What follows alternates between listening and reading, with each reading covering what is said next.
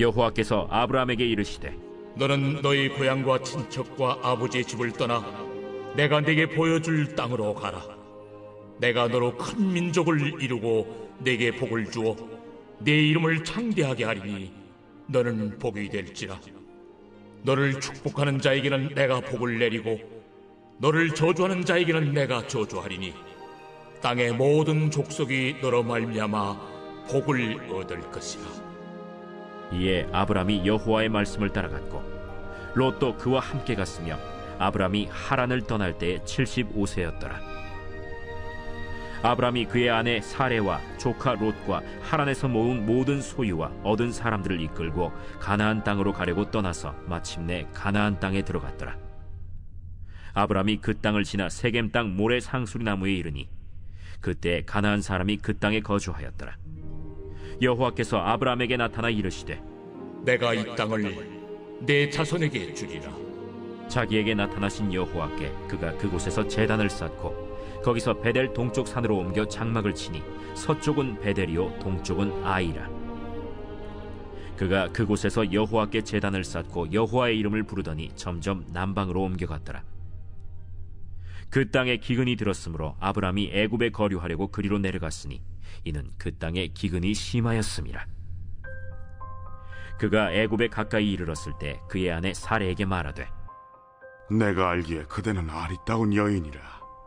애굽 사람이 그대를 볼 때에 이르기를 이는 그의 아내라 하여 나는 죽이고 그대는 살리리니 원하건대 그대는 나의 누이라 하라. 그러면 내가 그대로 말미암아 안전하고 내 목숨이 그대로 말미암아 보존되리라. 아브라함이 애굽에 이르렀을 때 애굽 사람들이 그 여인이 심히 아리따움을 보았고 바로의 고관들도 그를 보고 바로 앞에서 칭찬하므로 그 여인을 바로의 궁으로 이끌어들인지라. 이에 바로가 그로 말미암아 아브라함을 후대하므로 아브라함이 양과 소와 노비와 암수 나귀와 낙타를 얻었더라. 여호와께서 아브라함의 아내 사레의 일로 바로와 그 집에 큰 재앙을 내리신지라. 바로가 아브라함을 불러서 이르되 내가 어찌하여 나에게 이렇게 행하였느냐? 내가 어찌하여 그를 내 아내라고 내게 말하지 아니하였느냐? 내가 어찌 그를 누이라 하여 내가 그를 데려다가 아내를 삼게 하였느냐? 내 아내가 여기 있으니 이제 데려가라. 바로가 사람들에게 그의 일을 명하매 그들이 그와 함께 그의 아내와 그의 모든 소유를 보내었더라.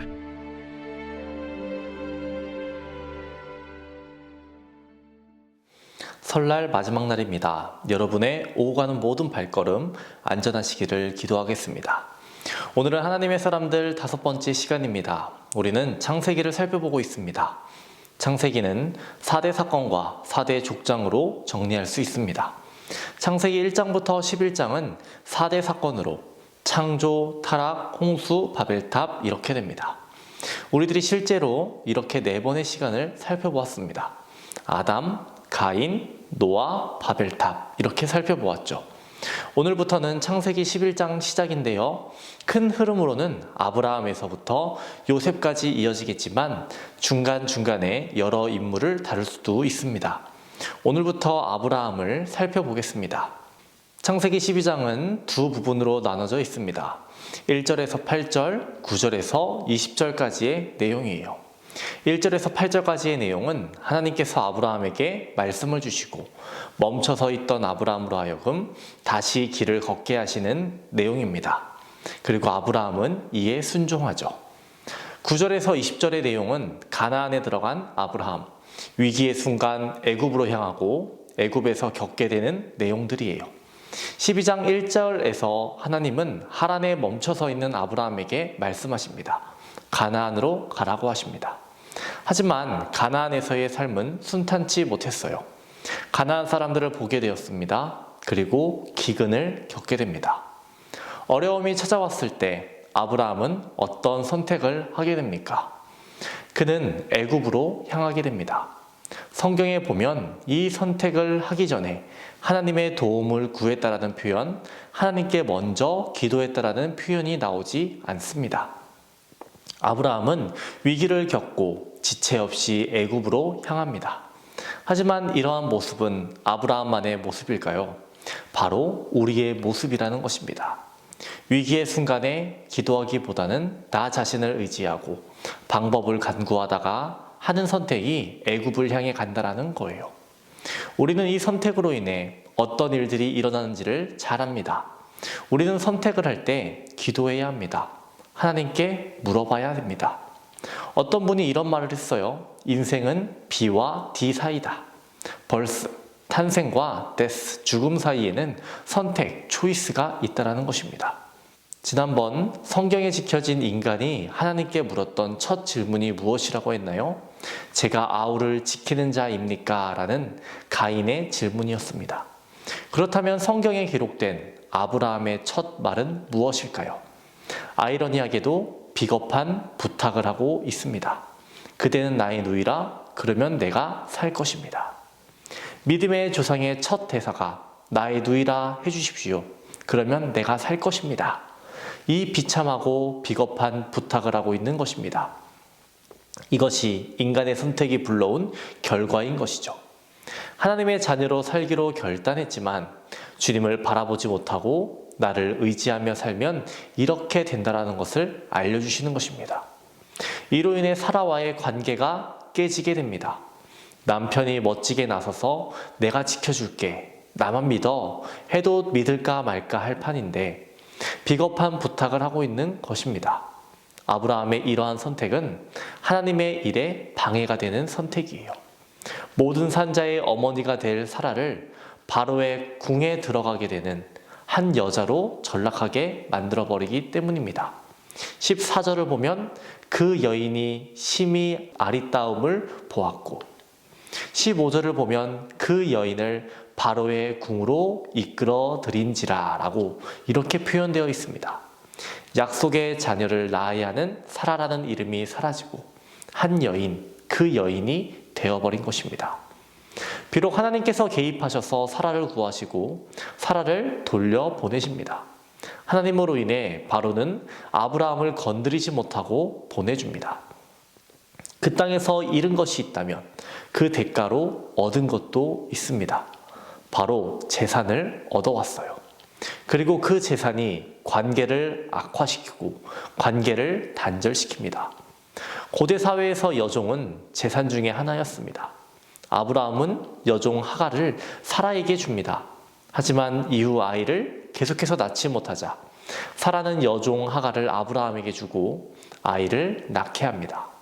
그렇게 해서 태어난 아이가 이스마엘이죠. 이스마엘의 출생으로 인해 하갈이 사라를 무시하는 내용도 나옵니다. 또 이스마엘이 이삭을 괴롭혔다라는 장면, 그것을 보고 하갈과 이스마엘을 쫓아내는 사라의 모습이 나타나기도 해요. 애굽에서 얻은 재산으로 인해 사라와의 관계가 엉망이 되어버린 것입니다.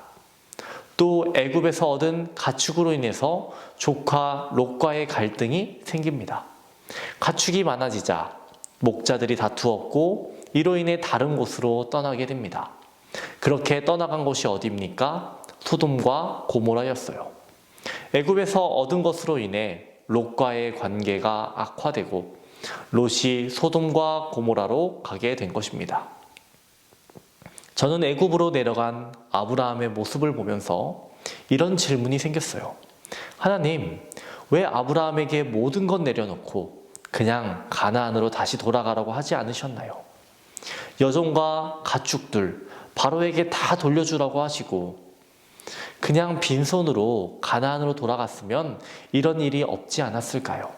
그러면서 진지하게 고민해 봤어요. 왜 하나님은 가만히 두셨을까요? 선택에는 책임이 따른다라는 것을 알려주시는 겁니다. 선택한 것은 되돌릴 수 없다라는 거예요. 대가를 치러야 한다라는 거예요. 마치 상처가 나면 흉터가 남는 것처럼 그 흉터는 영원히 남는 것처럼 선택하면 되돌릴 수 없습니다. 그렇기에 믿음의 사람도 선택의 순간에 기도해야 돼요. 먼저 이렇게 아브라함을 살펴봤습니다. 그런데 창세기 11장에서 13장을 보면요, 크게 3명의 사람이 등장합니다. 첫 번째로 11장에 등장하는 데라예요. 두 번째로 12장에 등장하는 아브라함, 세 번째로 13장에 등장하는 롯이에요. 11장에서 13장을 정리한다면 이렇게 말할 수 있을 겁니다. 선택의 사람들. 11장에 나오는 아브라함의 아버지 데라도 선택한 사람이에요. 데라의 이름의 뜻은 지연이라는 의미를 가지고 있습니다. 데라는 아들 아브라함과 조카 롯과 함께 갈대아 우르를 떠나 하란으로 가게 됩니다. 데라가 우르를 떠나는 선택을 한 것이죠. 그렇다면 무엇이 그로 하여금 떠나게 했을까요? 선택하게 했을까요? 그의 가정에 비극이 있었기 때문입니다. 아들 하란과 관련된 것이에요. 창세기 11장 27절에서 31절까지의 내용을 순서라고 생각하고 보면 데라에게는 세 아들이 있고 그 막내는 하란이 됩니다. 하란은 형들보다 먼저 결혼했고 먼저 아이를 낳았습니다. 그 아이의 이름이 롯이에요. 그리고 어떤 일이 생겼는지 모르지만 아버지보다 먼저 죽게 됩니다. 고대 사회에서 결혼 순서가 바뀌는 것은 문제가 되는 것이었어요. 또 자녀가 아버지보다 먼저 죽었는데 아버지 데라는 우르에서 맘 편히 살 수 없었을 것입니다. 또 다른 문제는 사라가 아이를 갖지 못하는 것입니다. 고대 사회에서 아이를 갖지 못하는 것 또한 문제가 되는 것이었습니다. 데라는 선택을 한 것입니다. 우르를 떠나는 사람이 된 것이죠. 그런데 이는 지극히 개인적인 이유에서의 선택입니다. 부르심을 받아서 떠나는 것도 아니며 사명으로 떠나는 것도 아니에요. 그는 자신의 체면을 위해서, 자신을 위해서 떠나는 것입니다. 하지만 아브라함의 떠남에는 부르심이 있었어요. 창세기 15장 7절을 보면 또 그에게 이르시되 나는 이 땅을 내게 주어 소유를 삼게 하려고 너를 갈대아인의 우르에서 이끌어낸 여호와니라. 우르에서 같이 떠났지만 같이 선택을 했지만 목적이 달랐다는 것입니다. 데라는 개인적인 일로 선택을 한 것이고 아브라함은 하나님의 부르심을 따라 길을 떠난 겁니다. 그렇기에 데라와 아브라함이 하란에 살게 되었을 때, 하란에 정착하게 되었을 때 아브라함은 하란에서 시간을 꽤 보냈지만 다시 그 길을 떠나 가나안 땅으로 향하게 되는 것입니다. 여기서 질문입니다. 아브라함은 아버지 데라가 죽고 나서야 길을 떠났을까요? 아니면 아버지 데라가 사는 하란을 떠나 가나안을 향한 것일까요? 사도행전에 보면 아브라함이 갈대아 사람의 땅을 떠나 하란에 거하다가 그의 아버지가 죽음에 하나님이 그를 거기서 너희 지금 사는 이 땅으로 옮기셨느니라 라는 말씀이 나옵니다.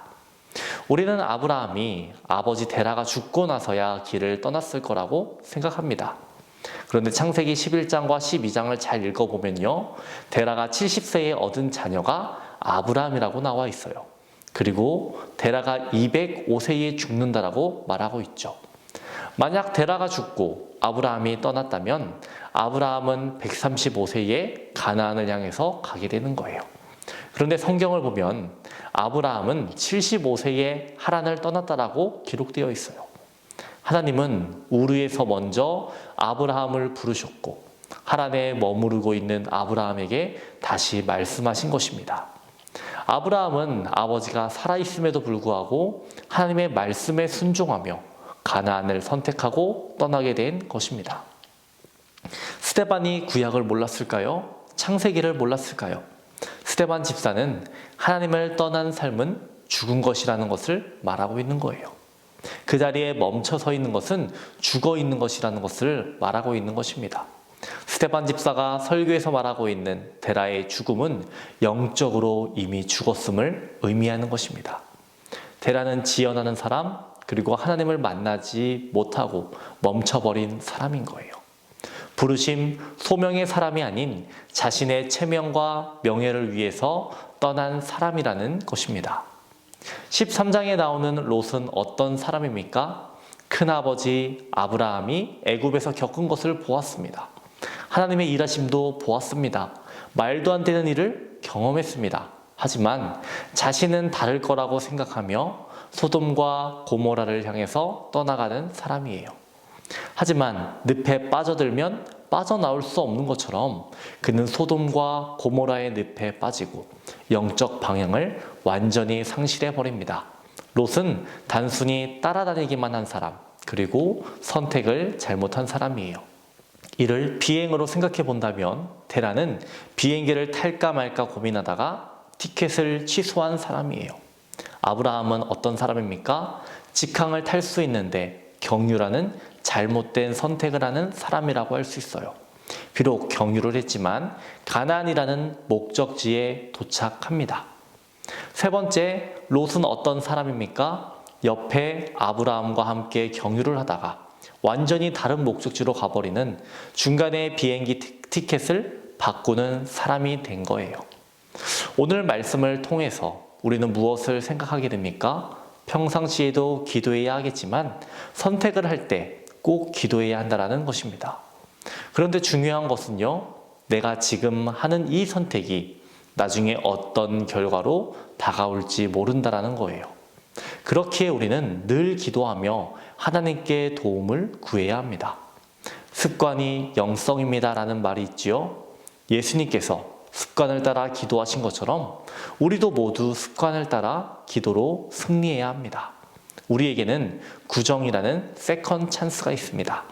새술은 새 부대에라는 표어를 붙잡고 깊은 영성으로 깊은 기도로 깊은 교제로 나아가는 우리 모두가 되시기를 주님의 이름으로 축원합니다. 기도하겠습니다.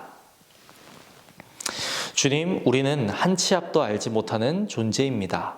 그렇기에 주님의 도우심이 날마다 필요합니다.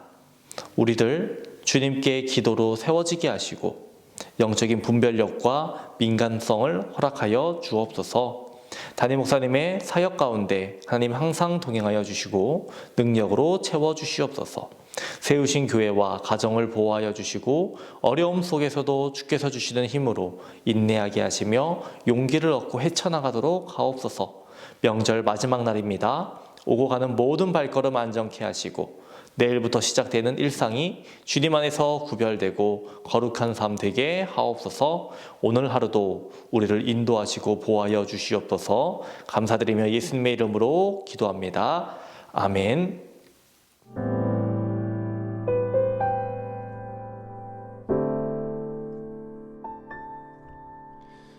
나의 가는 길 주님 인도하시네.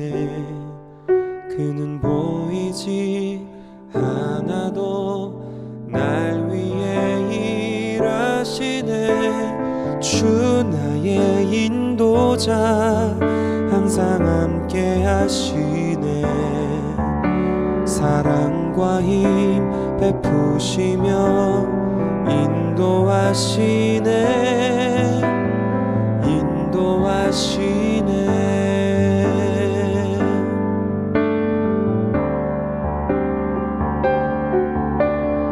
나의 가는 길 주님 인도하시네.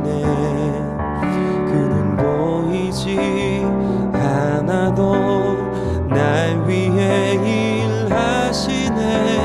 주 나의 인도자 항상 함께 하시네. 사랑과 힘 베푸시며 인도하시네.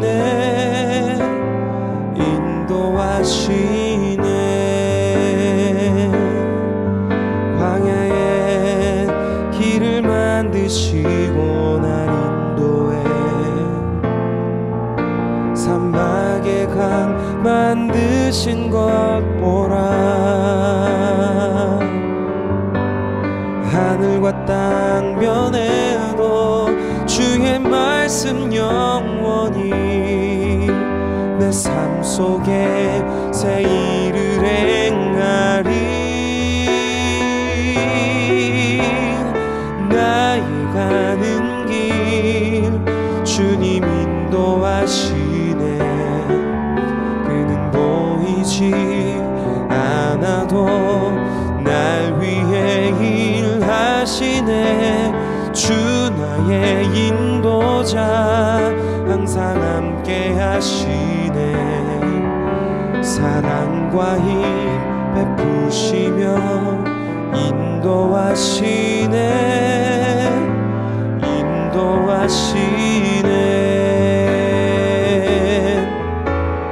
나의 가는 길 주님 인도하시네 그는 보이지 않아도 날 위해 일하시네 주 나의 인도자 항상 함께 하시네 사랑과 힘 베푸시며 인도하시네